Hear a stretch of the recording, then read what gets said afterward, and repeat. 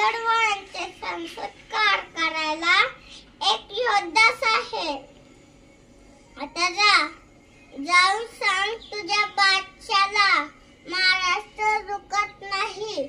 शिवछत्रपतींचं स्वराज्य नमत नाही. स्वराज्यातला मावळा खाली बघत नाही.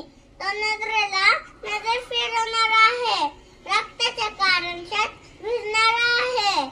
आता जाऊन सांग तुझ्या औरंगजेबाला छत्रपतींचा जेवढा छळ करशील तेवढ्या मरण रात्रीना तुला भोकायला लागतील.